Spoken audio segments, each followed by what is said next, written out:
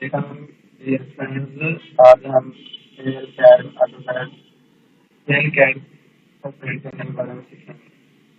तो सबसे पहले हम इस प्रोग्राम को इंस्टॉल करेंगे। सिंपली इंस्टॉल हो जाता है। उसके बाद इसका आइकॉन डेस्कटॉप पे शो होगा, तो डबल क्लिक करेंगे तो ये ओपन होगा।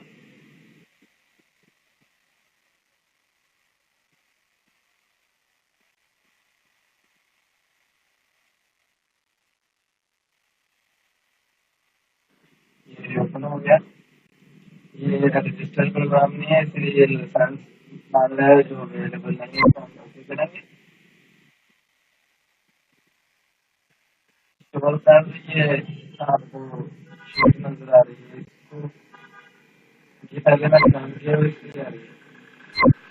तो सबसे पहले ये डाउनलोड जो है ये ओपन होगा, तो सबसे पहले फाइल पे जाएंगे, इसको हम क्लोज नहीं करते हैं। ये क्लोज होगा जब प्रोग्राम को ओपन करेंगे, तो ये हमें शो होगी, ये वाली फाइल शो होगी। सबसे पहले हम फाइल पे जाएंगे, new project new new project पे जाएंगे और भी विदाउट टेम्पलेट पे क्लिक करेंगे। इसके बाद इधर प्रोजेक्ट का नेम देंगे, फॉर एग्जाम्पल ये डाटा हमने दिया है, कमेंट में कुछ भी लिख दें और ओके करें। ये हमारा प्रोजेक्ट कंप्लीट हो गया। इसके बाद हम एक्स्ट्रा पे जाएंगे और ऑप्शन पे जाएंगे। ऑप्शन पे जाने के बाद हमारे पास ये विंडो ओपन होगी। इसके बाद हम जाएंगे मास्टर डाटा पे, मास्टर डाटा पे क्लिक करेंगे। उसके बाद ड्राइव पे जाएंगे, मास्टर डाटा पे क्लिक करेंगे। उसके बाद सैंपल पे जाएंगे, तो ये डायलॉग होगा। ये पहले सेटिंग की हुई है, इस वजह से आ रहा है। सबसे पहले हम ये करेंगे सिलेक्ट अल्टरनेट और इसको ओपन कर देंगे। उसके बाद ये सेंटर फाइल है, इसमें हम करेंगे ऑटोकैड और इसको भी ओपन कर देंगे। उसके बाद हम यहाँ से ओके करेंगे। ये हमारे पास ये विंडो बन जाएगी। इसके बाद हम ड्राइंग पे जाएंगे। ड्राइंग पे जाकर राइट क्लिक करेंगे और न्यू पे जाएंगे, न्यू ड्राइंग। ये देखिए ये न्यू ड्राइंग क्रिएट होगी। इधर हम अपना कोई भी नेम दे सकते हैं। ड्राइंग नेम ये हमने दे दिया, एंटर कर दिया ये, तो ये हमारी ड्राइंग कंप्लीट होगी। इसके बाद हम इसको राइट क्लिक करेंगे, ओपन कर देंगे।